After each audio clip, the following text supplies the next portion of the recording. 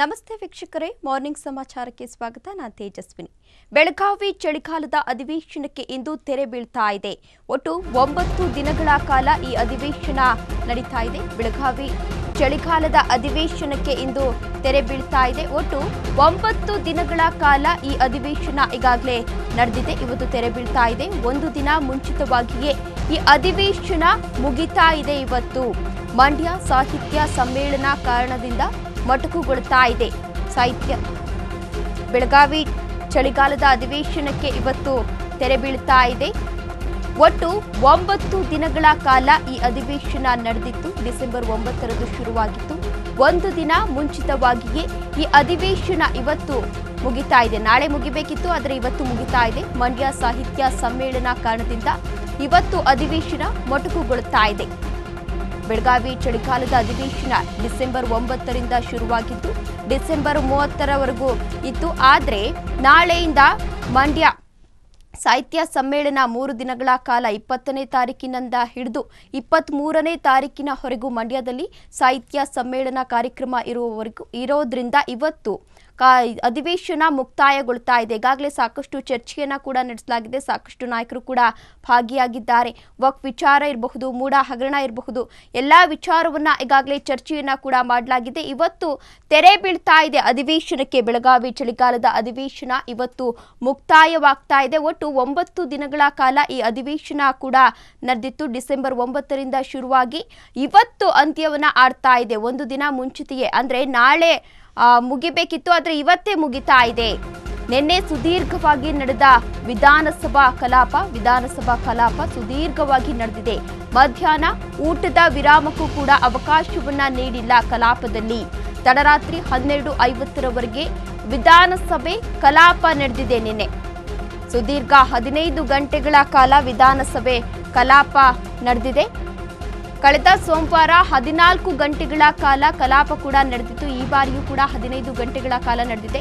ನಿನ್ನೆ ಸುದೀರ್ಘವಾಗಿ ವಿಧಾನ ಕಲಾಪ ನಡೆದಿದೆ ಎನ್ನುವ ಮಾಹಿತಿ ಸಿಗ್ತಾ ಇದೆ. ಮಧ್ಯಾಹ್ನ ಊಟದ ವಿರಾಮಕ್ಕೂ ಕೂಡ ಅವಕಾಶವನ್ನ ನೀಡಿಲ್ಲ ಕಲಾಪದಲ್ಲಿ. ಅಧಿವೇಶನದಲ್ಲಿ ತಡರಾತ್ರಿ 12:50ರವರೆಗೆ ವಿಧಾನಸಭೆ ಕಲಾಪ ಕೂಡ ನಡೆದಿದೆ. ಸುದೀರ್ಘ 15 ಗಂಟೆಗಳ ಕಾಲ ವಿಧಾನಸಭೆ ಕಲಾಪ ಈಗಾಗಲೇ ನಡೆದಿದೆ. ಕಳೆದ ಸೋಮವಾರ 14 ಗಂಟೆಗಳ ಕಾಲ ಈ ಕಲಾಪ ನಡೆದಿತ್ತು. ಈ ವಾರ 15 ಅಂದ್ರೆ ನಿನ್ನೆ 15 ಗಂಟೆಗಳ ಕಾಲ ಕಲಾಪ ಕೂಡ ನಡೆದಿದೆ. ತಡರಾತ್ರಿ 12:50ರವರೆಗೆ ಈ ಕಲಾಪ ಕೂಡ ನಡೆದಿದೆ. ಸುದೀರ್ಘ 15 ಗಂಟೆಗಳ ಕಾಲ ವಿಧಾನಸಭೆಯ ಕಲಾಪ ಈಗಾಗಲೇ ನಡೆದಿದೆ. ಇನ್ನು ಸಭೆಯಲ್ಲಿ ಸಾಕಷ್ಟು ಚರ್ಚೆಗಳು ಕೂಡ ನಡೆದಿದೆ. ವಕ್ಫ್ ವಿಚಾರ ಇರಬಹುದು, ಬಾಣಂತಿಯರ ಸಾವು ಇರಬಹುದು, ಮೂಡ ಹಗರಣ, ಹೀಗೆ ಸಾಕಷ್ಟು ವಿಚಾರಗಳನ್ನ ಈಗಾಗಲೇ ನಡೆಸಲಾಗಿದೆ. ಇನ್ನು ಸಾಕಷ್ಟು ನಾಯಕರು ಇಲ್ಲಿ ಭಾಗಿಯಾಗಿದ್ರು. ಬಾಣಂತಿ ಕೇಸ್ ವಿಚಾರವಾಗಿ ಆರೋಗ್ಯ ಸಚಿವರು ರಾಜೀನಾಮೆಯನ್ನ ಕೊಡಬೇಕು ಎಂದು ವಿಪಕ್ಷದವರು ಒತ್ತಾಯವನ್ನ ಕೂಡ ಮಾಡಿದ್ರು. ಇನ್ನು ಸಿಎಂ ಸಿದ್ದರಾಮಯ್ಯ ವಿರುದ್ಧ ವಾಗ್ದಾಳಿಯನ್ನ ಕೂಡ ನಡೆಸಿದ್ರು. ವಕ್ಫ್ ವಿಚಾರವಾಗಿ ಈಗಾಗಲೇ 150 ಕೋಟಿ ರೂಪಾಯಿ ಆರೋಪ ಕೂಡ ಕೇಳಿ ಬರ್ತಾ ಇದೆ. BY ವಿಜಯೇಂದ್ರ ಅದನ್ನು ಕೂಡ ಈಗಾಗಲೇ ಪ್ರಸ್ತಾಪವನ್ನ ಮಾಡಲಾಗಿತ್ತು. ವಿಜಯೇಂದ್ರ ಅವರು ಕೂಡ ಇನ್ನು ಸದನದಲ್ಲಿ ಈಗಾಗಲೇ ನಾನು ಚಾಲೆಂಜ್ ಅನ್ನ ಮಾಡ್ತಾ ಇದ್ದೇನೆ ಸಿಎಂ ಸಿದ್ದರಾಮಯ್ಯನವರಿಗೂ, ನನಗೂ ಕೂಡ ತನಿಖೆ ನಡೆಸಲಿ, ಮೂಡ ಹಗರಣದ ಕೂಡ ಕೋರ್ಟ್ಗೆ ತೆಗೆದುಕೊಂಡು ಇಬ್ರು ಕೂಡ ಹೋಗೋಣ ಎಂದು ಸವಾಲನ್ನ ಕೂಡ ಹಾಕಿದ್ರು BY ವಿಜಯೇಂದ್ರ ಅವರು. ಈಗಾಗಲೇ ಸದನ ಡಿಸೆಂಬರ್ 9ರಿಂದ ಆರಂಭವಾಗಿ ಇವತ್ತು ಅಂತ್ಯ ಕೂಡ ಆಗ್ತಾ ಇದೆ. ಇವತ್ತು ಕೂಡ ಸಾಕಷ್ಟು ಚರ್ಚೆಗಳು ನಡೆಯುವ ಸಾಧ್ಯತೆ ಕೂಡ ಇದೆ. ಈ ಪೈಕಿ 3 ದಿನಗಳು ಉತ್ತರ ಕರ್ನಾಟಕ ಸಮಸ್ಯೆಯ ಬಗ್ಗೆ ಚರ್ಚೆಯನ್ನ ಕೂಡ ನಡೆಸಲಾಗುತ್ತೆ. ಕಳೆದ 3 ದಿನಗಳಿಂದ ಉತ್ತರ ಕರ್ನಾಟಕ ಸಮಸ್ಯೆ ಬಗ್ಗೆ ಚರ್ಚೆಯನ್ನ ನಡೆಸಲಾಗ್ತಾ ಇದೆ. ಪ್ರಮುಖವಾಗಿ ಅನುದಾನ ಹಂಚಿಕೆಯಲ್ಲಿ ತಾರತಮ್ಯ ನಡೀತಾ ಇದೆ, ಅದ್ರ ಬಗ್ಗೆ ಚರ್ಚೆ ನಡೆಸಲಾಗ್ತಾ ಇದೆ. ನೀರಾವರಿ ಯೋಜನೆಗೆ ಸದನದಲ್ಲಿ ಶಾಸಕರು ಈಗಾಗಲೇ ಪಟ್ಟನ್ನ ಕೂಡ ಹಿಡಿದಿದ್ದಾರೆ. ಬಿಜೆಪಿ ದಳದ ಶಾಸಕರಿಂದ ಅನುದಾನಕ್ಕೆ ಈಗಾಗಲೇ ಮನವಿಯನ್ನ ಕೂಡ ಮಾಡಿಕೊಳ್ಳಲಾಗಿದೆ. ಸದನದಲ್ಲಿ ಶಾಸಕ ಶರಣಗೌಡ ಕಂದಾಕುರ ನೇರವಾಗಿ ಅಸಮಾಧಾನವನ್ನ ಹೊರಹಾಕಿದ್ದಾರೆ. ಮೂಲ ಸೌಕರ್ಯಗಳಾದ ಕುಡಿಯುವ ನೀರಿನ ಸಮಸ್ಯೆಗಳ ಬಗ್ಗೆ ಹಂಚಿಕೊಂಡಿದ್ದಾರೆ. ಇನ್ನು ಹದಗೆಟ್ಟ ರಸ್ತೆ, ಸರ್ಕಾರಿ ಆಸ್ಪತ್ರೆ ಕೊರತೆ, ಶಾಲೆಗಳ ಅಭಿವೃದ್ಧಿ ಎಲ್ಲವನ್ನ ಕೂಡ ಆದಷ್ಟು ಬೇಗ ಸರಿಪಡಿಸಬೇಕು. ಸಾರಿಗೆ, ಕ್ರೀಡಾಂಗಣ ನಿರ್ಮಾಣ, ಕೈಗಾರಿಕೆಗಳ ಬಗ್ಗೆ ಚರ್ಚೆಯನ್ನ ಕೂಡ ಈಗಾಗಲೇ ನಡೆಸಲಾಗಿದೆ. ಕಳೆದ 3 ದಿನಗಳಿಂದ ಉತ್ತರ ಕರ್ನಾಟಕದ ಸಮಸ್ಯೆಗಳ ಬಗ್ಗೆ ಈಗಾಗಲೇ ಚರ್ಚೆಯನ್ನ ಕೂಡ ನಡೆಸಲಾಗಿದೆ. ಹೋದ ವರ್ಷ ಅಂದ್ರೆ ಹೋದ ಸದನದಲ್ಲೂ ಕೂಡ 2 ದಿನಗಳ ಕಾಲ ಸದನದಲ್ಲಿ ಚರ್ಚೆಯನ್ನ ಕೂಡ ನಡೆಸಲಾಗಿತ್ತು. ಇನ್ನು ಈ ಬಾರಿ ಸಿಎಂ ಸಿದ್ದರಾಮಯ್ಯನವರು ಮುಂಚೆನೆ ಒಂದು ಹೇಳಿಕೆಯನ್ನ ಹೇಳಿದ್ರು.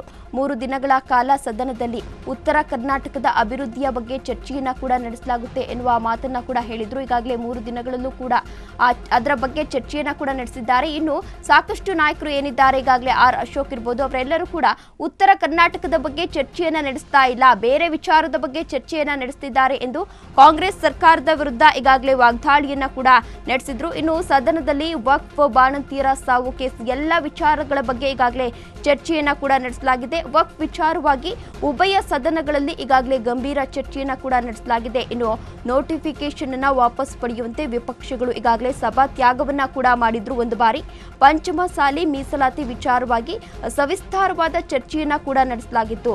ಆನ್ಲೈನ್ ರಮ್ಮಿ ಬೆಟ್ಟಿಂಗ್ ದಂಧೆ ವಿರುದ್ಧ ಸೂಕ್ತ ಕ್ರಮದ ಬಗ್ಗೆ ಚರ್ಚೆಯನ್ನ ಕೂಡ ನಡೆಸಲಾಗಿತ್ತು. ಇನ್ನು ಈ ಅಧಿವೇಶನ ನಡೀತಾ ಇದ್ದಂತಹ ಸಂದರ್ಭದಲ್ಲಿ ಹಲವಾರು ಹೋರಾಟಗಾರರು ಬಂದು ಹೋರಾಟವನ್ನ ಕೂಡ ಮಾಡಿದ್ರು. ಪಂಚಮಸಾಲಿ ಸಮುದಾಯದಿಂದ 2A ಮೀಸಲಾತಿಗಾಗಿ ಹೋರಾಟವನ್ನ ಕೂಡ ಮಾಡಿದ್ರು. ಇನ್ನು ಅಧಿವೇಶನದಲ್ಲಿ ಸುವರ್ಣಸೌಧಕ್ಕೆ ಮುತ್ತಿಗೆ ಹಾಕಲು ಪ್ಲಾನ್ ಅನ್ನ ಕೂಡ ಮಾಡಿಕೊಂಡಿದ್ರು. ಅಂತಹ ಸಂದರ್ಭದಲ್ಲಿ ಪೊಲೀಸರು ಬ್ಯಾರಿಕೇಡ್ ಅನ್ನ ಅಳವಡಿಸಿ ಅದರಲ್ಲಿ ಕೆಲವರನ್ನ ಅರೆಸ್ಟ್ ಅನ್ನ ಕೂಡ ಮಾಡಲಾಗಿತ್ತು. ಅದೇ ವಿಚಾರಕ್ಕೆ ಸಂಬಂಧಪಟ್ಟಂತೆ ಈಗಾಗಲೇ ವಿಪಕ್ಷದವರು ಕಾಂಗ್ರೆಸ್ ಸರ್ಕಾರದ ವಿರುದ್ಧ ವಾಗ್ದಾಳಿಯನ್ನ ಕೂಡ ನಡೆಸಿದ್ರು. ಸದನದಲ್ಲಿ ಚರ್ಚೆಯಾದ ವಕ್ಫ್ ಬಾಣಂತಿಯರ ಸಾವು ಕೇಸ್, ವಕ್ಫ್ ವಿಚಾರವಾಗಿ ಉಭಯ ಸದನಗಳಲ್ಲಿ ಗಂಭೀರ ಚರ್ಚೆ ಕೂಡ ಈಗಾಗಲೇ ಆಗ್ತಾ ಇದೆ. ನೋಟಿಫಿಕೇಶನ್ ವಾಪಸ್ ಪಡೆಯುವಂತೆ ವಿಪಕ್ಷಗಳು ಈಗಾಗಲೇ ಸಭಾತ್ಯಾಗವನ್ನ ಕೂಡ ಮಾಡಿದ್ರು. ಬಾಣಂತಿಯರ ಸರಣಿ ಸಾವನ್ನ ಖಂಡಿಸಿ ವಿಪಕ್ಷ ನಾಯಕರು ಈಗಾಗಲೇ ಹೋರಾಟವನ್ನ ಕೂಡ ಮಾಡಿದ್ದಾರೆ. ಪ್ರಕರಣವನ್ನ SIT ತನಿಖೆಗೆ ಒಳಪಡಿಸಬೇಕೆಂದು ವಿಪಕ್ಷದವರು ಆಗ್ರಹಿಸ್ತಾ ಇದ್ದಾರೆ. ಪಂಚಮಸಾಲಿ ಮೀಸಲಾತಿ ವಿಚಾರವಾಗಿ ಸವಿಸ್ತಾರವಾದ ಚರ್ಚೆಯನ್ನ ಕೂಡ ಈಗಾಗಲೇ ಮಾಡಲಾಗಿದೆ. ಸದನದಲ್ಲಿ ಸದ್ದು ಮಾಡಿದ್ದ ಮುನಿರತ್ನ ಜಾತಿ ನಿಂದನೆ ಪ್ರಕರಣ ಕೂಡ ಸದ್ದು ಮಾಡಿತ್ತು. ಮುನಿರತ್ನ ಅಮಾನತಿಗಾಗಿ ಸದನದಲ್ಲಿ ಕೈ ಶಾಸಕರು ಈಗಾಗಲೇ ಒತ್ತಾಯವನ್ನ ಕೂಡ ಮಾಡಿದ್ದಾರೆ.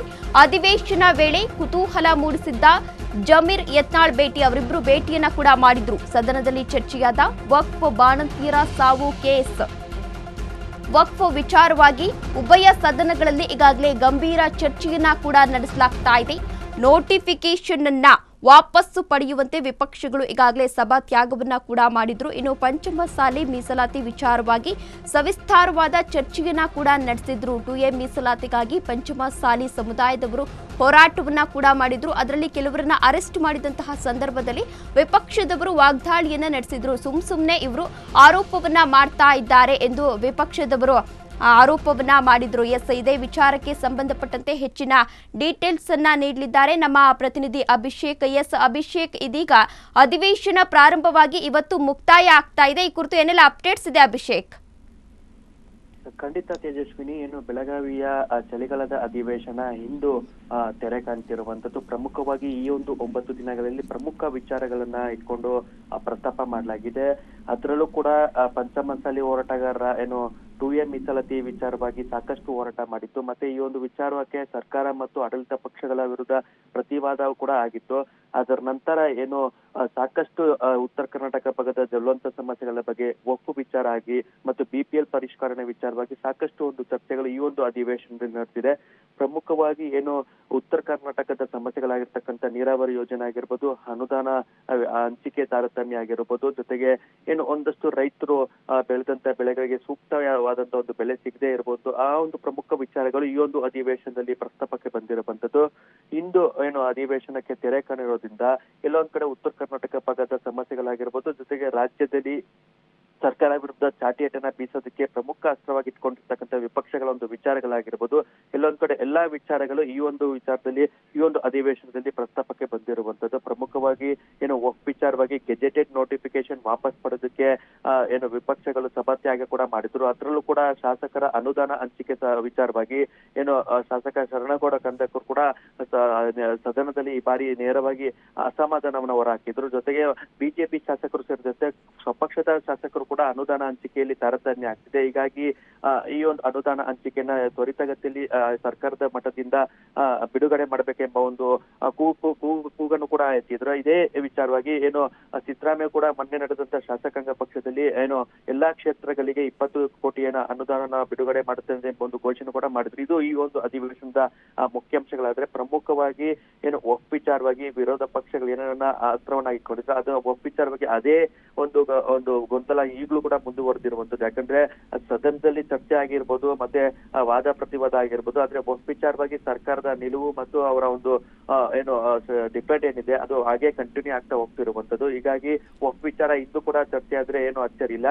ಜೊತೆಗೆ ಆ ಒಂದು ಗೊಂದಲ ಏನಿದೆ ಅಧಿವೇಶನದ ಬಳಿಕ ಕೂಡ ವಕ್ಫ್ನ ಒಂದು ಬಿಸಿ ಮುಂದೆ ದಿನಗಳಲ್ಲೂ ಹೋಗುತ್ತೆ. ಇದು ಈ ಒಂದು ಅಧಿವೇಶನದ ಪ್ರಮುಖ ಅಂಶಗಳು ತೇಜಸ್ವಿನಿ. ಎಸ್, ಧನ್ಯವಾದ ಅಭಿಷೇಕ್ ತಮ್ಮೆಲ್ಲ ಮಾಹಿತಿಗಾಗಿ.